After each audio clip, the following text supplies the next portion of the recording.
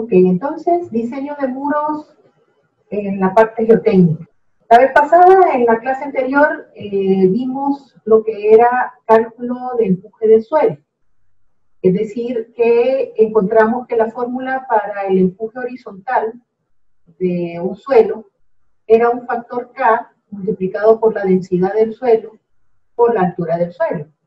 Entonces, si tomábamos la altura del muro en su parte superior, su altura sería 0, entonces esta presión era 0. Pero a medida voy aumentando la altura, va aumentando la presión, por eso la presión tiene forma triangular. Entonces teníamos ese factor K por la densidad del suelo por la altura del muro, y así obteníamos la presión máxima en la base.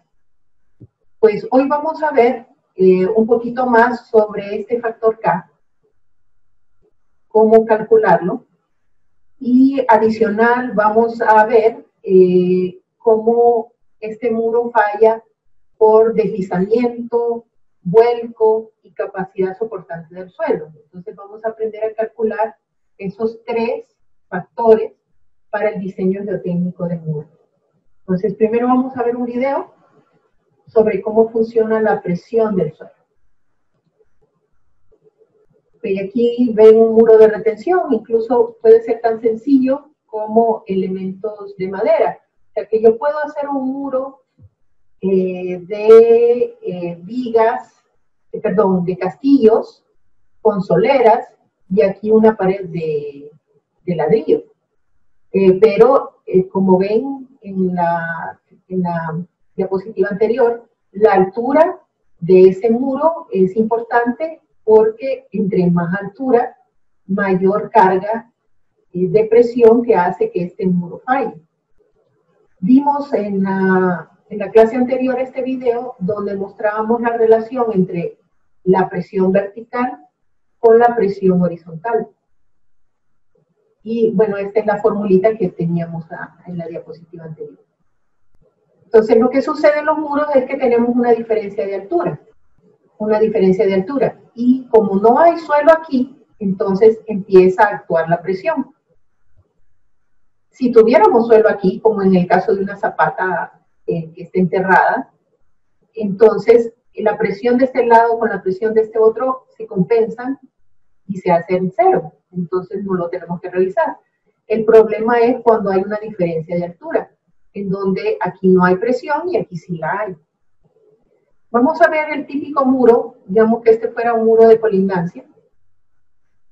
Y tenemos este tipo de muro puesto con la L hacia afuera del relleno. En este caso el relleno está modelado con estas esferas. Y en este caso el muro está para adentro de la esfera. ¿Cuál creen ustedes que falla primero? Quien falla primero es este, porque este tiene el peso de los maules en el lado derecho. Entonces el peso de estos maules ayuda a que el muro no falle tan fácilmente. Bueno, este es fácil de botar. Esta es la falla del vuelco.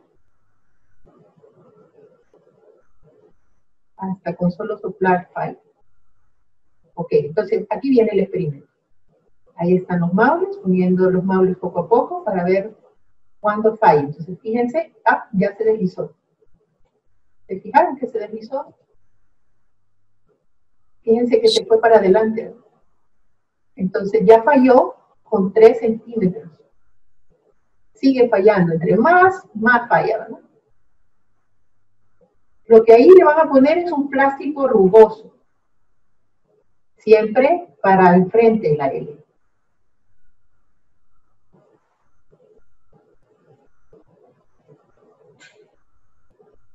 No ha fallado todavía. Todavía no. Ya falló. Ahora falló por vuelco, ya no por deslizamiento, sino que por vuelco. Ven, llegó hasta los 8 centímetros. Ahora hacemos el cambio, ¿verdad? De ponerle el peso adicional del suelo. En vez de 8 centímetros,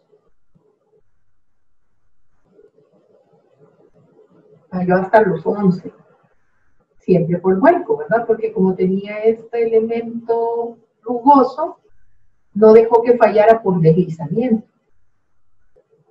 Entonces vamos a hablar también de elementos rugosos. ¿Qué elemento rugoso le puedo poner yo a mi muro realmente, ¿verdad? No un pedazo de plástico, sino que ¿qué realmente le puedo poner a mi muro para que abajo tenga mayor fricción? Entonces, si se fijan, este solo llegó a 8 centímetros y este llegó hasta 11 centímetros. Y eso es gracias a este peso de los muebles adicional que le está ayudando al muro a sostenerse. Este ya lo habíamos visto, las presiones que actúan en el suelo. Aquí está el peso, solo el peso del muro es lo único que sostiene este. En cambio, este tiene el peso del muro más el peso de lo que esté encima de la zapata. Eso ayuda a que aquí haya más fricción y por lo tanto mayor resistencia. El vuelco, si se fijaron, siempre era en base a este punto. Este punto era el punto de giro del vuelco. Entonces, con respecto a ese punto es que vamos a sacar los momentos que causan el giro. En cambio, el peso de este suelo hace un giro en contra del vuelco.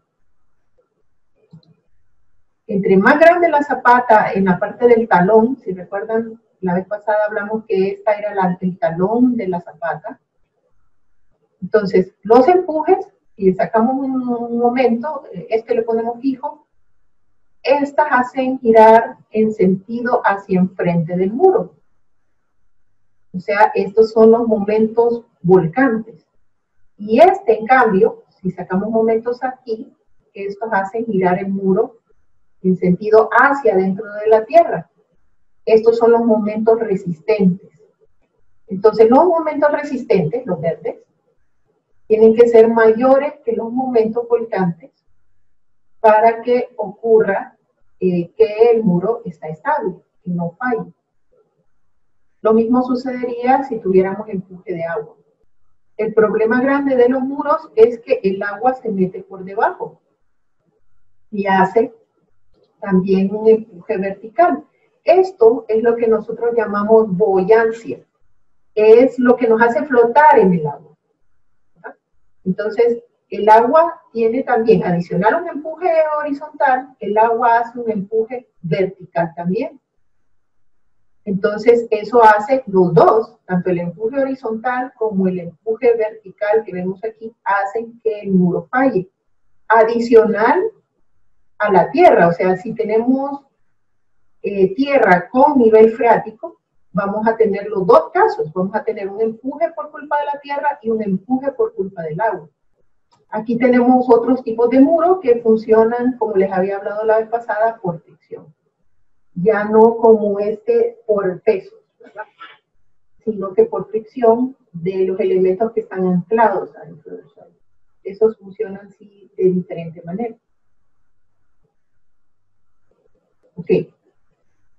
Entonces, tomando en cuenta eso del empuje del suelo, que ya habíamos hablado, es muy importante entonces cómo calcular este campo. Pero nosotros tenemos también, si se fijan aquí, normalmente la zapata no está a flor del suelo, ¿verdad? No dejamos la zapata expuesta. Normalmente por lo menos está enterrada la zapata. Entonces, este empuje que está aquí se le llama empuje activo. Este empuje activo es el suelo empujando mi muro. ¿Okay? Pero una vez que el muro empieza a moverse, empieza a desarrollar este empuje activo, o sea, la masa del suelo empieza a moverse también y empieza a desarrollarse este empuje activo. Este muro empieza a empujar ahora este suelo de enfrente y se desarrolla este suelo, este empuje acá, por culpa del muro. O sea, este suelo está empujando el muro. El muro entonces se mueve y empieza a empujar el suelo de acá. este suelo de aquí tarda en ser empujado porque como en activarse, podríamos decir, porque tiene que mover una gran masa de suelo, a diferencia de esta solo se mueve un poquito y ya empieza el empuje activo. En cambio, esto necesita mover un montón de suelo para que empiece a reaccionar, y por eso se le llama empuje pasivo. Entonces, teniendo esos dos, lastimosamente, este empuje pasivo puede sostener todo este muro. El problema es que, como les digo, este suelo tarda en reaccionar. Es como alguien molestándolo a usted, ¿verdad? Y me empuja, no, deja de molestar. Me empuja, no, no, que no me molestes. Pero cuando por fin se enoja, pues reacciona muy fuerte, ¿verdad? Entonces, este pedacito de suelo, solo 1 metro de muro, podría sostener todo esto, 4 metros de empuje. El problema es que como no actúan al mismo tiempo, normalmente, como vamos a ver en los cálculos, este empuje pasivo no lo tomamos en cuenta. Ustedes van a ver que en algunos programas de diseño de muros sí los toma en cuenta, sí toma en cuenta este empuje pasivo. Pero en nuestra clase no lo vamos a tomar en cuenta porque en este caso podría esto ser el muro, por ejemplo, de un río. Entonces, esto podrían excavarlo o podrían moverlo o cualquier otra cosa, y entonces por eso no podemos depender de este empuje pasivo, de que exista siempre. Entonces, aquí les voy a mostrar un video de la diferencia entre empuje activo y pasivo. Okay. Lo que está sucediendo aquí es que tenemos, si se fijan, un montón de barritas de madera que están simulando lo que serían las partículas de suelo. Y tenemos este muro que está aquí con este elemento, está siendo sostenido. Pero lo van a ir aflojando para ir moviendo el muro. Ahorita que no se mueve, tenemos el empuje en reposo. Este es mucho mayor que el empuje activo. Una vez que el muro se empieza a mover, ahí lo empiezan a soltar, se fijan que las partículas empiezan a deslizarse. Pueden ver o pueden observar la línea de falla del suelo. Aquí más o menos es por donde está fallando el suelo. De aquí hasta acá. Vamos a ver si se mira un poquito más claro. Ahí se mira más claro. Por acá está la línea de falla. Este se le llama línea de falla. Ahora vamos a ver la condición pasiva. Lo regresé. Una cosa muy interesante del empuje activo es que si yo pongo una casa aquí, en esta parte del triángulo donde está esta línea de falla, este peso va a causar más falla. O sea, si yo pongo un peso adicional aquí, eso causaría que esto fuera más rápido. La falla fuera más rápida.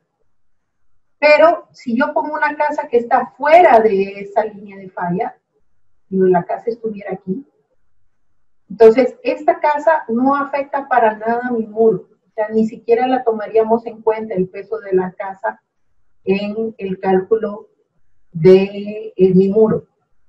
Una casa aquí, encima de esta falla, se le llama sobrecarga. Miremos entonces el empuje pasivo. Vamos a dejar que corra. El empuje pasivo es al revés, ¿verdad? Ahora miren cómo esta persona está empujando el suelo. Miren la masa de suelo que ha tenido que mover. Y ven, aquí está la línea de falla.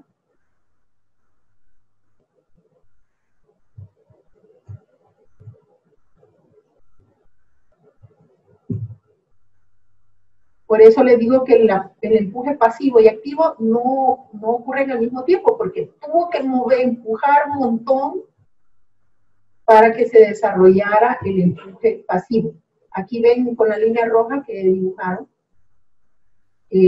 cómo aquí está el empuje activo y el pasivo. Dígame. ¿En qué caso se da el empuje pasivo? El empuje pasivo es, como le digo, el suelo de enfrente.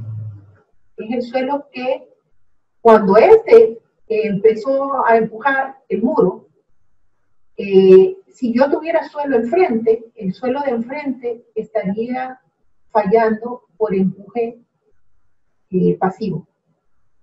Pero como les digo, no va a empezar a moverse hasta que sea un deslizamiento bastante grande. Entonces ahí sí el pasivo se va a enojar y va a empezar a empujar de regreso. O sea que el empuje pasivo está empujando hacia acá. O sea que si yo tuviera suelo enfrente, estaría empujando hacia el muro, ayudándole a no fallar. Por eso ven a veces, no sé si han visto en la carretera, que existen unos muros que están sosteniendo unos taludes enormes, así inclinados, y solo hay apenas como 2 o 3 gavioncitos sosteniendo todo ese talud inclinado, que con 2 gavioncitos sostienen todo, porque están haciendo esto con solo un poquito de tierra que esté enfrente, hace una gran reacción ayudando a que la tierra no se mueva. Entonces, lo que digo. ¿Y sucede lo mismo con el de retención y contención o solo con...? Retención y contención serían lo mismo. Muros de retención de tierra, o sea, usted está reteniendo la tierra, o está conteniendo que la tierra no se caiga. Serían los dos casos. Lo que es diferente es un muro de carga, ¿verdad? Un muro de carga normalmente recibe cargas verticales. Un muro de carga solamente tiene, por ejemplo, el peso de un techo o el peso de un entrepiso. Ese sería un muro de carga. Normalmente un muro de carga no sostiene tierra. Si adicional de sostener la carga vertical sostiene tierra, la carga vertical más bien le ayuda a sostener la tierra. Así como vimos en el ejercicio que hicimos la vez pasada, las cargas verticales más bien me ayudan a sostener la tierra. O sea que si de repente yo le pongo las cargas de los entrepisos, o sea, hago aquí ménsulas para sostener las vigas, de repente y eso me ayuda a sostener el relleno. El problema es que si llega a fallar, no solo va a fallar el muro, sino que va a fallar toda la estructura del edificio. Entonces tengo que diseñarlo muy bien. Entonces lo que comenta aquí es que la falla pasiva es una falla que ven donde hay que mover mucho más suelo, más volumen de suelo, que la falla activa. Y aquí vemos las condiciones de falla. Entonces, si ponemos la casa acá, por ejemplo, este fuera un suelo de enfrente y ponemos una casa aquí, enfrente del muro, esto más bien nos ayuda, un empuje pasivo nos ayuda a sostener el empuje del relleno. ¿Cómo calculamos ese caso VA? Ese caso VA es la del empuje activo. El caso VA, el factor que convierte las presiones verticales a presiones horizontales. Entonces, hay dos teorías. La teoría de Coulomb y la teoría de Rankine. Rankine es más conservador. Como ven ahí en la fórmula, Rankine toma en cuenta menos factores que lo que toma Coulomb. Coulomb toma un montón de factores adicionales. Uno de ellos es la fricción que hay, realmente hay una fricción entre el muro y el suelo. Y esto me ayuda a que no falle tan rápido. Pero Rankine no toma en cuenta esa fricción y entonces es como más conservador porque no considera esa ayuda. Otra diferencia es que Coulomb dice que si el talud está inclinado del relleno, entonces el empuje también está inclinado, pero la inclinación se refiere a esa misma fricción que les comentaba entre el suelo y el muro. En cambio, Rankine, si este talud está inclinado con un ángulo beta, que ven aquí, entonces las presiones del suelo también están inclinadas con un ángulo beta. Como él no toma en cuenta esta fricción entre el muro y el suelo, esta inclinación es la misma inclinación que hay acá. Entonces ustedes me dirán, ay, qué complicada hacer esa fórmula, pero ya vino alguien y se tomó la molestia de hacer tablas en donde entro con el ángulo beta, que es la inclinación del talud, del relleno, y el ángulo phi, que si ya hicieron la investigación de la tarea que les pedí, saben que este factor phi es el factor de fricción del suelo y es una de las características de los suelos friccionantes, valga la redundancia, que son arenas y gravas. Entonces, por ejemplo, si yo no tengo ángulo de talud, o sea, el ángulo es 0, y el ángulo de fricción del relleno es 30, entonces el caso va es 0.333. Si quiero sacar el K del empuje pasivo para un coeficiente de fricción de 30 y para, como pueden ver, para el mismo pendiente de talud y la misma fricción del suelo, el empuje pasivo es 3 comparado con este que es 0.333. O sea que este es mucho más resistente, porque imagínense yo multiplicara su nota por 3, ¿verdad? O multiplicara su nota por 0.33, ¿cuál preferiría? Entonces, definitivamente el empuje pasivo es una fuerza muy grande que puede sostener cualquier empuje activo. El problema es que, como les digo, como tarda mucho tiempo, ya el muro ya se ha caído cuando este empieza a actuar. Okay.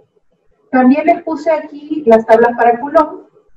Coulomb, como les digo, es menos conservador que Rankine y por eso se recomienda usar Coulomb cuando los muros son mayores de 6 metros de altura.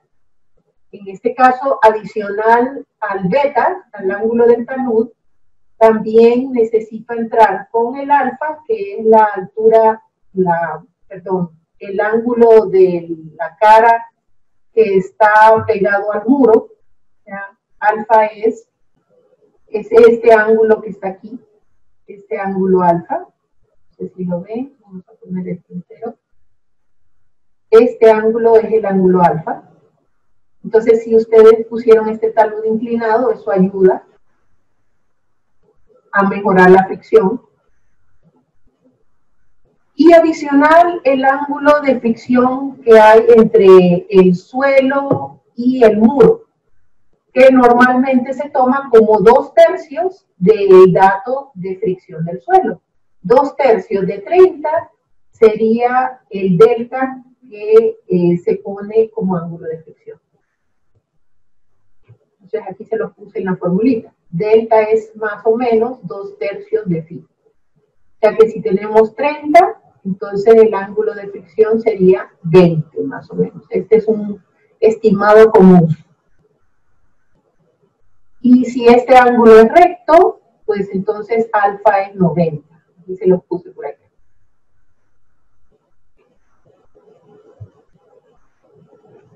Sí, entonces, esto es más fácil entenderlo con un ejemplo. Entonces vamos a hacer un ejemplo con el muro que habíamos predimensionado la vez pasada. Vamos a calcular las presiones utilizando Rankine, porque el muro que vamos a diseñar es menos de 6 metros de alto. Entonces, podemos tener dos casos, como les decía. Si el relleno es horizontal, la presión es horizontal. Si el relleno es inclinado, la presión es inclinada. Si tenemos una presión inclinada, por ejemplo, siempre peso A sigue siendo la misma fórmula, ¿verdad? El peso del suelo, la altura del muro, por el caso A.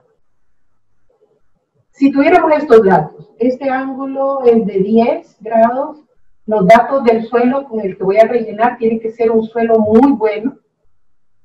Entonces le pongo una densidad de 1800 kilos por metro cúbico. y una fricción de 30. Estos son datos de un muy buen suelo. La densidad más o menos puede andar entre 1800 a 2000 kilos por metro cúbico. Y la fricción puede andar entre 25 a 35 grados.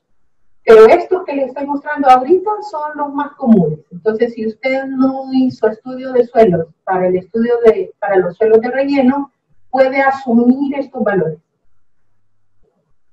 Bueno, y la altura del muro, pues este sería el dato de lo que usted necesita rellenar. Entonces, si este fuera así, usamos nuestra tablita de Rankine, entramos con el dato del suelo de 30 grados, acá, el coeficiente de fricción, y el ángulo del talud de 10. Entonces, nuestro valor sería 0.3495. Entonces, la presión activa sería 1800, que es la densidad del suelo, aquí, siguiendo la fórmula, 5 metros de alto, y nuestra presión K sub A, que sería este valor, uniendo 30 grados con 10 grados de talud.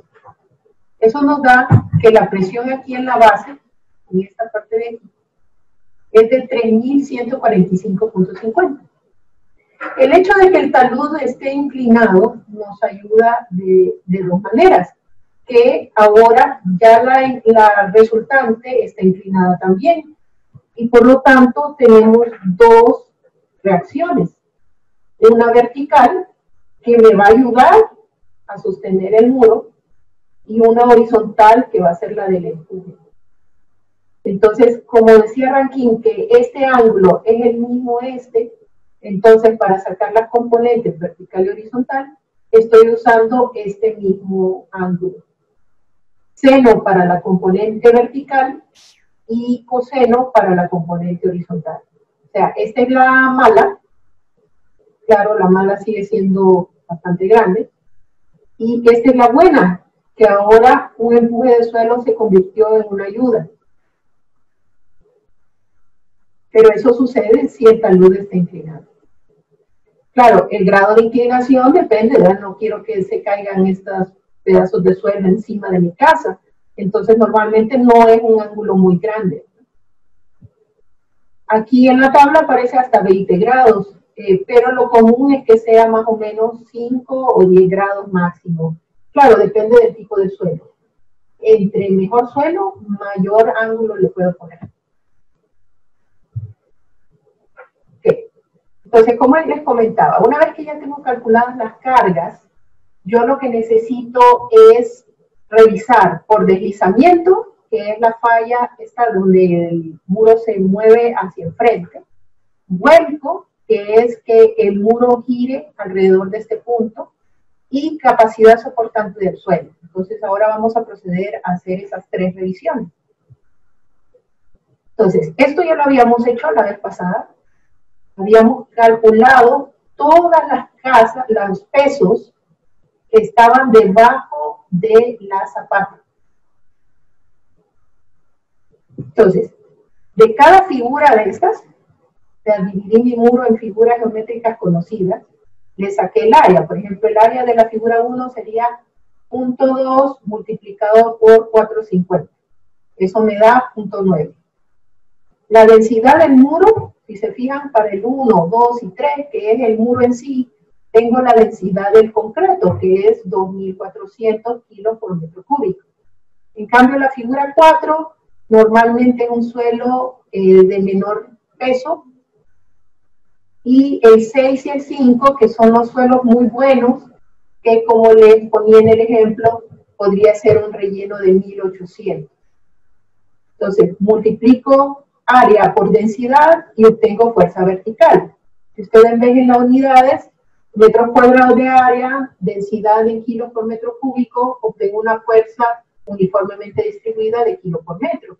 Pero como yo diseño para 1 metro de muro en lo largo del muro, 1 metro, entonces al final obtengo una sumatoria de cargas, y sumo todas estas, me da 21.345 kilos. O sea, esta fuerza vertical la multiplico por 1, porque tengo una longitud de un muro de 1 metro. Claro, este muro podría tener 10 metros de longitud, ¿verdad? Pero yo solo diseño para 1 metro lineal. Así como lo hice con las losas y como lo vamos a hacer con las zapatas también. 1 metro de longitud.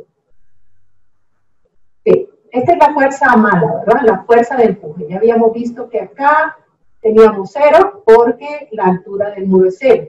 Y acá, ¿cómo sacamos del ranking, verdad? 0 ángulo del muro, del relleno, perdón, 0. Aquí está horizontal, por lo tanto beta es igual a 0. Y la fricción era dato, ¿verdad?, del relleno. Era dato del relleno, acá lo vemos, ángulo de 30. Entonces, entro con 0 y con 30. Entonces, esto me da el K/A de 0.333. Entonces, acá tengo 0.333, el K, la densidad del suelo de 1800, y la altura del muro. Fíjense bien, la altura es muy importante que sea de todo el muro, desde la parte de arriba hasta la parte inferior de la zapata. Entonces, son los 4 metros más el 1 metro que está enterrado en el muro. El empuje es de 5 metros. O sea, no solamente es de la parte expuesta del muro, sino que es de todo el muro en sí. 5 metros. Eso me da 2.997 kilos por metro cuadrado, porque es una presión. Ahí está de donde saqué el K/A. Ok. Yo quiero la resultante de esta presión, así como hice con la otra, saqué el área de la figura para sacar la carga puntual. Entonces, el área de un triángulo es 1/2 de la base, que es esta presión que tenemos aquí, por la altura de 5, y eso me da la carga puntual, perdón que no la puse, es una carga puntual aquí en el centroide del triángulo, 7.492.5 kilogramos. Esta es la carga puntual. Entonces, finalmente, recuerden que el deslizamiento ocurre por el suelo de la base, no el suelo del relleno. El suelo del relleno lo que me está causando es el empuje de la tierra, pero el suelo de la cimentación es quien finalmente va a sostener el muro. Entonces, los datos del suelo de la cimentación pueden ser diferentes a lo que es el suelo del relleno. El suelo del relleno, si ustedes se fijan, solo tenía 2 datos: densidad, el peso del suelo, y fricción. Esto es porque el suelo de relleno normalmente es un suelo arenoso, un suelo de banco, un material de banco, es un material selecto. Entonces, normalmente este suelo no tiene cohesión. La cohesión es una característica que solo es para arcillas. Entonces, ¿qué sucede? Los suelos naturales normalmente son suelos combinados. A menos que usted esté cerca del mar, solo va a tener arenas. Pero normalmente un suelo es una mezcla de arena con arcilla. Por eso es que la mayoría de los datos del suelo de la cimentación tienen ambos. Tienen fricción y tienen cohesión. Okay. ¿Cómo diseñamos por deslizamiento? Deslizamiento, entonces, sacamos un factor de seguridad. Este factor de seguridad es que arriba pongo los buenos, abajo pongo los malos, y ese factor tiene que ser mayor que la unidad, y en este caso mayor que 1.5, o sea, 50% más resistente que lo que es la fuerza horizontal. ¿Quiénes son los buenos? Los buenos son las fuerzas verticales, los pesos, pero transformados a fuerza horizontal. Esta fuerza horizontal la transformo con un coeficiente de fricción. Si recuerdan de sus clases de física, este es el μ que se utilizaba como coeficiente de fricción entre el suelo y la base del muro. Por eso es que normalmente la base del muro no se pone ningún plástico ni nada por el estilo, porque eso disminuye la fricción. Normalmente usted funde la zapata pegado al suelo para que así esta fricción sea grande. El valor típico de la fricción es normalmente 2/3 de phi, pero ya el phi que se va a utilizar aquí no es el phi que usamos para el relleno, sino que es el phi del suelo de la cimentación. Estos datos se obtienen del laboratorio. Entonces, multiplicamos tangente de 2/3 de phi, que es el coeficiente de fricción, por las fuerzas verticales y se convierten en horizontales buenas. Más la cohesión. La cohesión es, como les decía, la característica de las arcillas y es como lo pegajoso que es la arcilla. Entonces, en este caso, ¿qué tan pegajoso es? El dato es 900 kilos por metro cuadrado, que es una unidad de esfuerzo. Entonces, a eso lo disminuyo con un factor de seguridad de 0.9 y lo multiplico por la base, porque como toda esta arcilla está pegada a la base, eso me ayuda a tener mayor resistencia. Todo esto es el bueno. El malo es el empuje horizontal de la Tierra. Entonces, con los datos que teníamos antes, que las fuerzas verticales eran 21.000, y las fuerzas, verticales eran 21.000 y las horizontales 7.000, los metemos aquí en la fórmula. 2/3 de 20, dato del suelo de aquí. 900, que es el dato de la cimentación. Y la fuerza horizontal, que era la fuerza del empuje que vimos ahí. Nos da de 1. A pesar de que es 1, significa que 1 no va a fallar el muro. Pero como estos datos pueden fluctuar en cualquier momento, alguien viene y se le ocurre construir algo acá o colocar un peso acá, como les decía, que aumente las presiones del suelo, entonces el factor de seguridad se pide que sea 1.5, no 1.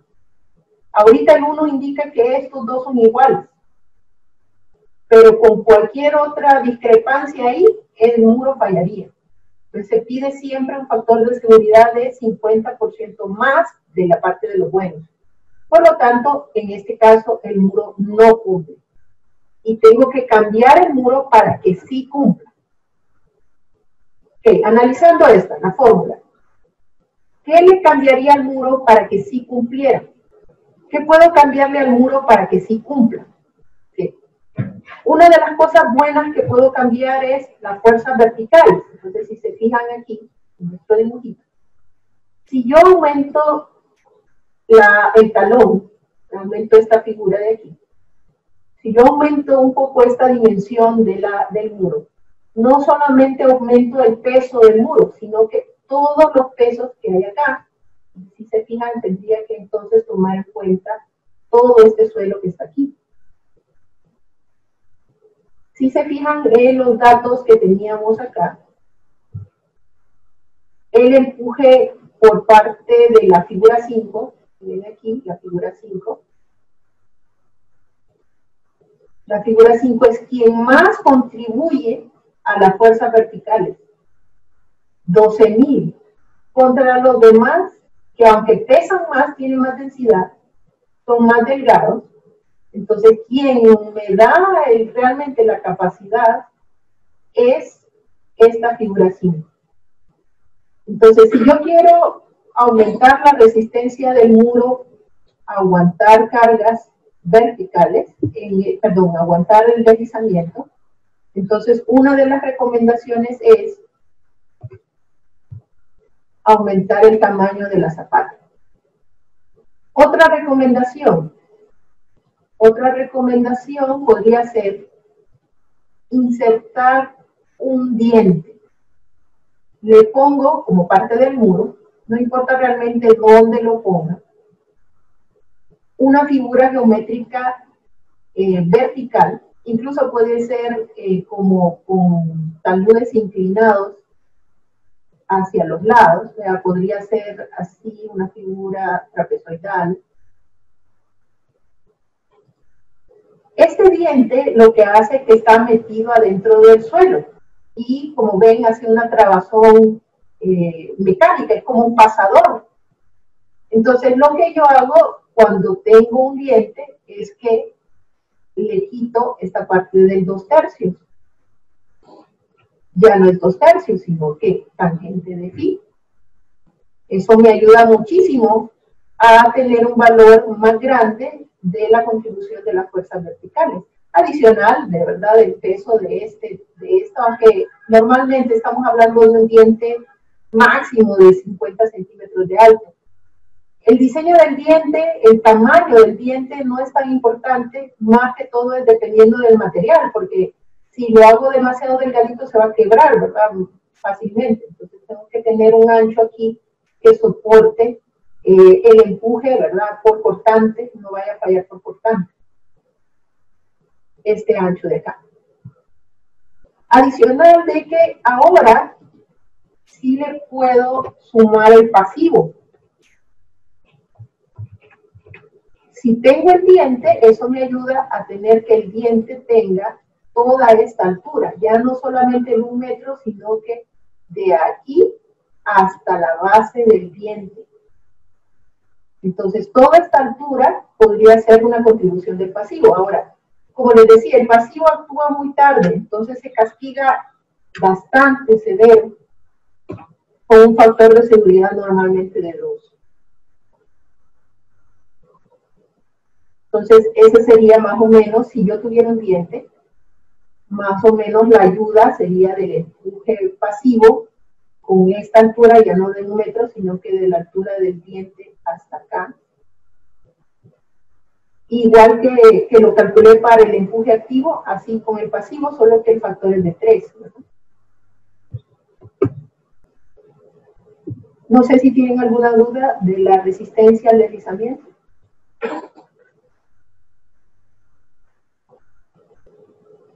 Constructivamente es un poquito difícil, ¿verdad? Aquí tendríamos que hacer la forma al suelo de esta manera para poder colar la zapata con todo el diente. Y hay que tener cuidado de no dejar canecheras en estos cambios de dimensión. Okay. La siguiente revisión es por vuelco. Vuelco es que, como les decía, el muro gire y normalmente el punto de giro es este punto de la zapata. Entonces, vamos a sacar momentos con respecto a ese punto de la zapata. Entonces, con respecto a este punto, sacamos la misma tabla, la figura, la densidad, la fuerza vertical, solo que ahora el brazo con respecto a este punto. Estoy sacando momentos aquí, en esta esquinita. Entonces, ¿cuál sería el brazo de esta figura 1? Sería 1 metro de aquí a acá, más el punto 1, que sería el centroide de esta figura 1. Entonces, por eso el brazo es 1.1. Multiplico fuerza por brazo, me da momento, en unidades de kilogramo metro. Si hacemos la suma de todos los momentos que gracias a esta fuerza, si recuerdan, estas fuerzas hacían un momento que ayudaba. Entonces, por eso le llamamos momento resistente. El momento resistente sería por 39.220.5 kilogramos metro. Ahora tenemos la fuerza mala. Esta ya la habíamos sacado. Era la fuerza horizontal de 7.000. Que es el área del triángulo, pero ahora voy a sacar momentos con respecto a este punto. Entonces, fuerza horizontal, brazo vertical. La distancia de aquí a acá sería la altura entre 3, ¿verdad? Porque es un triángulo, 1/3 de la altura. Del ángulo recto, 1/3. Entonces, el brazo sería 1/3 de 5. 1/3 de la altura.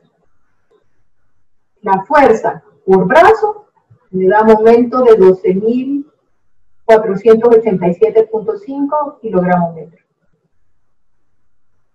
Tomando en cuenta esos dos momentos, el factor de seguridad sería los buenos arriba, los malos abajo, momentos resistentes entre los momentos volcantes. Tienen que ser mayores o iguales que, y fíjense aquí el factor de seguridad de 2.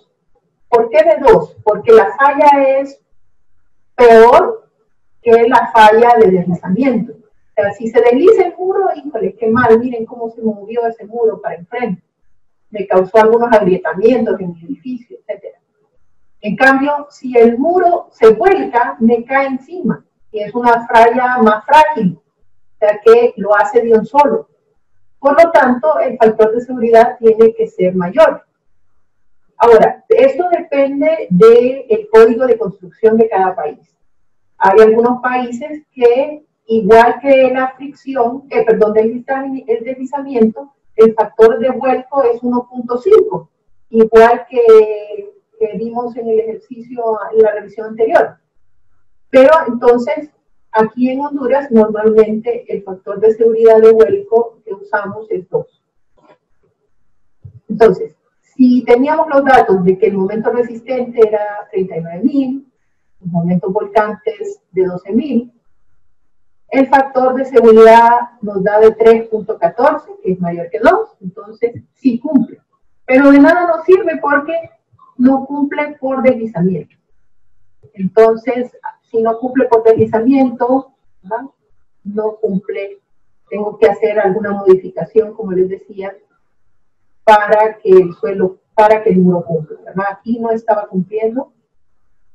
Entonces, de nada nos sirve, siempre tenemos que modificar el muro hasta que todo cumpla. ¿Qué sucedería si no cumpliera por vuelco? ¿Qué sucedería si no cumpliera por vuelco? En este caso, sí sería conveniente lo de aumentar las cargas verticales, porque al aumentar las cargas verticales me ayuda aquí a que esta fuerza sea más grande, que al multiplicarlas por los brazos, pues los momentos son más grandes, los momentos resistentes. Pero también sería bueno que si ese es el que está fallando, entonces yo aumento los brazos. Con tal de que aumente un poquito esta punta, lo que estaría haciendo es aumentando los brazos de todas estas figuras, ya que estaría aumentando estos valores de aquí, sin aumentar la densidad de los materiales, o sea que el muro sería un poquito más grande nada más en la figura 3. Pero entonces, en este caso, es conveniente aumentar un poquito acá la punta, y con eso estoy aumentando los brazos de todas las cargas. Y por lo tanto, los mayor momento resistente. Y si se fijan, el brazo de la fuerza volcante sigue siendo 1/3 de 5, porque al aumentar esta zapata para acá, no aumenta la altura vertical, el brazo de este momento volcante. Entonces, una de las formas para hacer que cumpla mejor es aumentando esta dimensión de aquí de 1 metro que vemos acá. O sea, repasando, para aumentar el talón, normalmente es para ayudar al deslizamiento. Y para el vuelco, lo que se aumenta es la punta. Ok, miremos la última revisión, que es por capacidad del suelo. En este caso nosotros tenemos estas cargas y lo que podemos hacer es, así como les pedí en la tarea, calcular reacciones de fuerzas verticales y momentos en la parte de aquí del muro, ¿verdad? En la puntita. Pero yo también puedo transformar esas cargas en el centro de mi zapata con respecto al centro de mi zapata. Y esto lo puedo calcular a su vez en una carga uniformemente distribuida, o sea que las cargas reales son estas. Pero yo las puedo, por equivalencia, así como hacemos que esta carga distribuida sea una carga puntual, la puedo transformar a una carga uniformemente distribuida debajo del suelo. O sea que esta carga es equivalente a esta, a todas estas, esta carga es equivalente. Y así puedo saber más o menos cuánto es la presión que debe aguantar el suelo, porque entonces debe aguantar esta carga que vemos aquí, la máxima. Entonces, ¿cómo hago esta conversión? De esto, ¿cómo hago esta conversión a esto? Entonces, la fórmula me dice, para encontrar A, que es la distancia desde el punto hasta esta carga vertical, es momentos divididos entre fuerzas. Esto es brazo. El brazo es igual al momento dividido entre la fuerza. Entonces yo aquí en este punto tengo momentos resistentes que van hacia acá y momentos volcantes que van hacia el sentido antihorario. Entonces los resto. Y eso lo divido entre las fuerzas verticales y eso me da el brazo. Una vez que ya tengo el brazo A, puedo sacar el brazo, pero con respecto al centro del muro. Si esta línea, por ejemplo, fuera la línea central, partiendo la zapata en dos, en este caso sería 3 metros, sería justo 1,50, ¿verdad? O sea que el eje pasa justo por aquí. Si yo resto B medios, que es la mitad de la zapata, de A, que es la distancia de aquí a acá, obtengo la excentricidad. O sea, de aquí a acá al extremo es B medios. Le resto A, obtengo E. E es la excentricidad.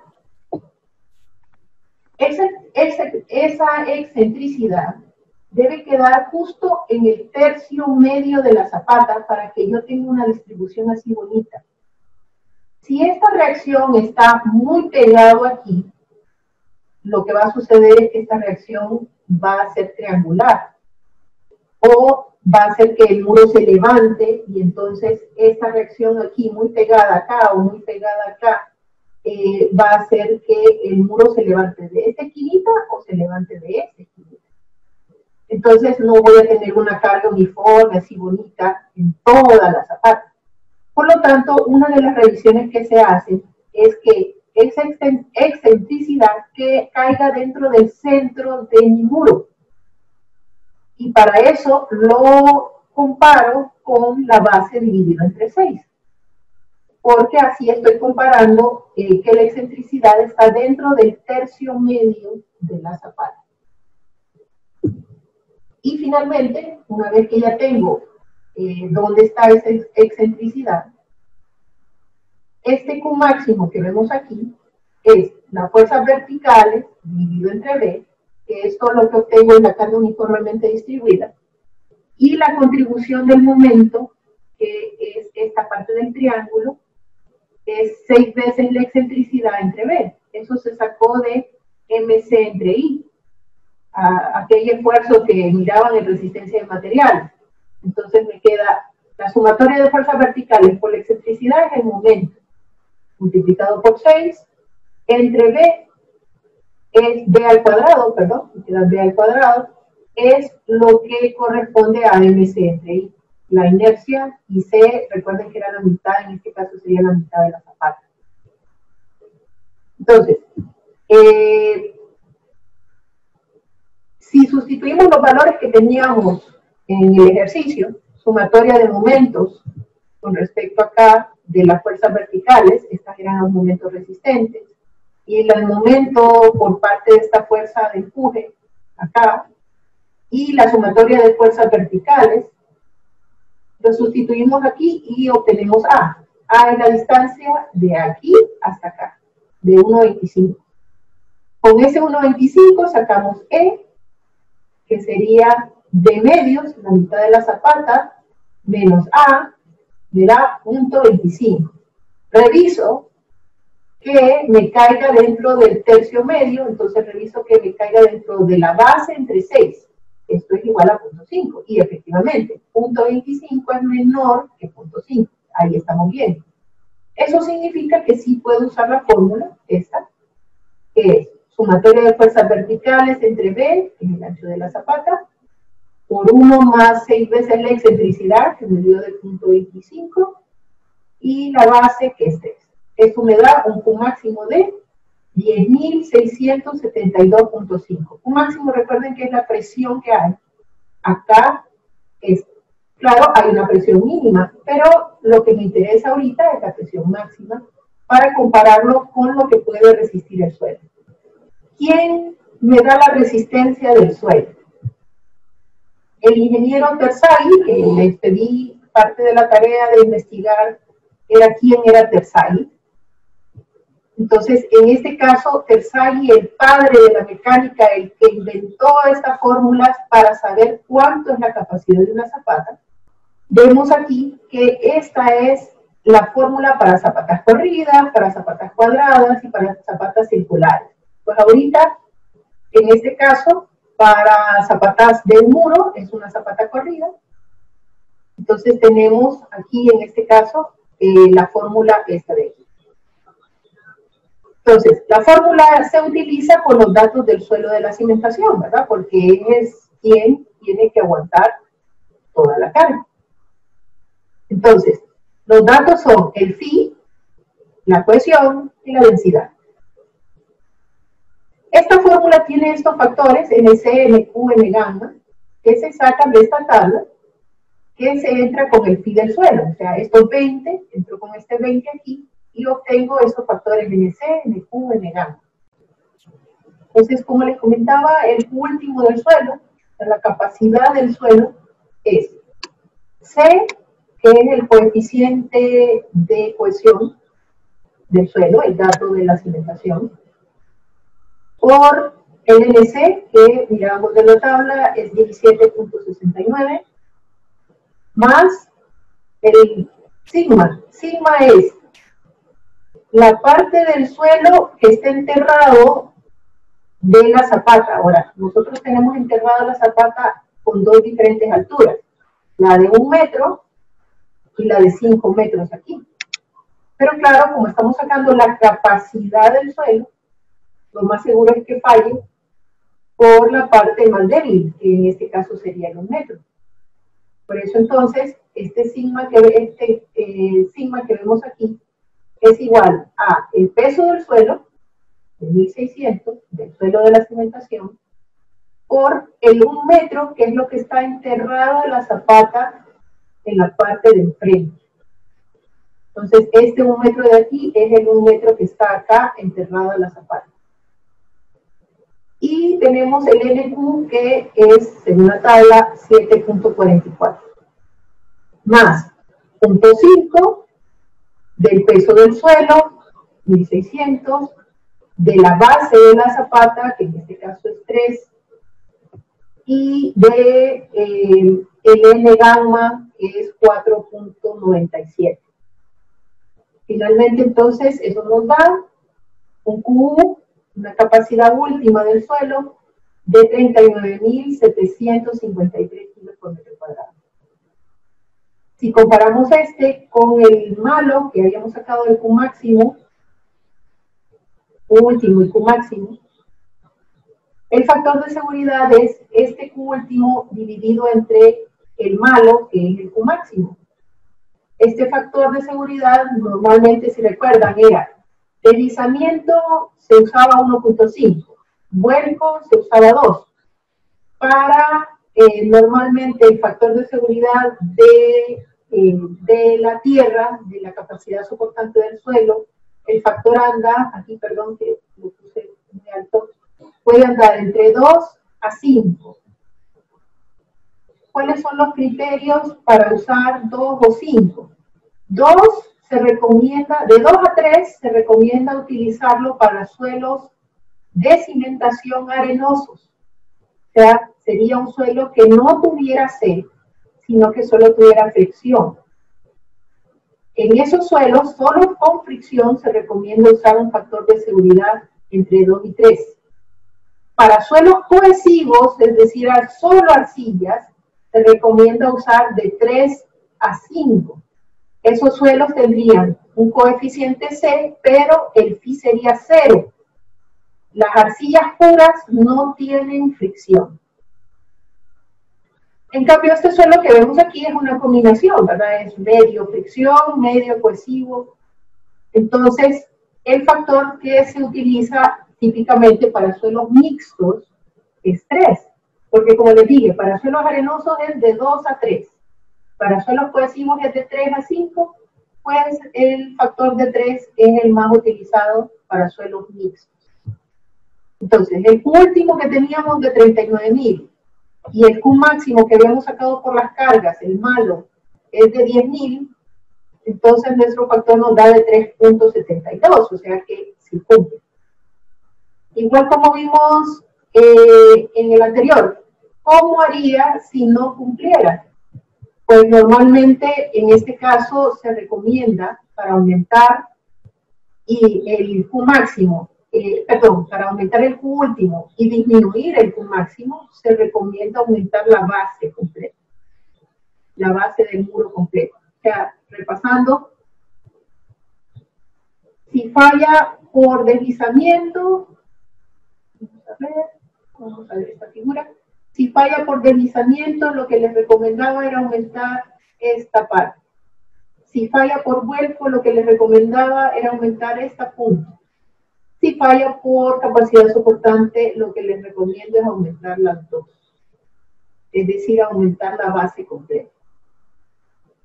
Y así el muro, si cumple deslizamiento, cumple vuelco y cumple capacidad, estaría diseñado geotécnicamente. Bueno, esa es básicamente la clase de hoy. No sé si tienen alguna duda. Yo tengo una pregunta, ingeniera. ¿La siguiente clase sería después de Semana Santa o tendríamos alguna clase durante la semana para repasar? No, después de Semana Santa. Ok. ¿Y continuaríamos con más ejemplos de diseño geotécnico de muros o pasaríamos a otro tema? Ah, ok, listo. Sí, porque me gustaría hacer un ejercicio para ver si de verdad entendí o no sé. Aparte de la tarea, obviamente, ¿verdad? Sí, esa es la idea. La tarea, como les comentaba, bueno, la tarea, ya teníamos un pedazo de la tarea, ¿verdad? Era la investigación. ¿Qué es una calicata y para qué sirve? Si ya empezaron a investigar, pueden ver que las calicatas son prácticamente agujeros en la tierra para obtener muestras, pero también para obtener una visualización de las capas del suelo. O sea, yo hago un hoyo en la tierra y mi idea es estar viendo las capas que están en la tierra. ¿Para qué sirve? Le sirve para saber dónde está ese nivel de cimentación para zapatas superficiales. Normalmente estamos hablando de hacer un hoyo de 1 metro o 2 metros máximo de profundidad. ¿Qué sucede si mi suelo es muy malo a 1 o 2 metros de profundidad? Entonces viene el siguiente ensayo, de penetración estándar. Que mi objetivo con esta tarea es más o menos que tengan una idea de qué se trata el ensayo, ¿verdad? No es que sean ingenieros civiles que vayan a hacer ensayo al campo. O sea, que no me interesan mucho las fórmulas con las que calculan, sino que una idea general de lo que trata el ensayo y qué datos puedo obtener con ese ensayo. Luego está el ensayo de densidad, que es para sacar, el ensayo Proctor, que es para sacar la densidad del suelo. Y las propiedades mecánicas de fricción interna, en este caso, y cohesión, que como vieron hoy, en la clase de hoy, son muy importantes para el diseño geotécnico del muro. Y qué ensayos de suelo se utilizan para encontrarlos. Y como vieron, el padre de la mecánica, pues es Carl von Terzaghi, que se fumó verde esa fórmula que les mostré hoy. Entonces, cálculo. Ya habíamos visto esto de predimensionar el muro, ¿verdad? A cada quien le toca diferentes alturas, diferentes densidades del suelo, que como les dije, estos son los típicos, ¿verdad? Aquí me quité un poquito del típico 1750, pero casi. Una vez me tocó diseñar un muro donde le hicimos ensayo al suelo del relleno y más o menos andaba por 1700. Pero normalmente, si usted no hace ensayos, usted asume 1800 o 1900. Y el ángulo de fricción de ese suelo del relleno, que como les comentaba también, un número entre 25 a 35 más o menos, es el factor de fricción. Entre más fricción, mejor para el suelo. Estos son datos del suelo del relleno. Entonces, les pido que calculen a mano esas reacciones que calculamos hoy, o sea, la suma de fuerzas verticales, la suma de fuerzas horizontales, pero el último pedazo de la tarea es hacer una hoja de Excel con esas revisiones. Pueden utilizar los mismos datos del suelo de cimentación que les di ahorita en la clase para encontrar la capacidad soportante del suelo.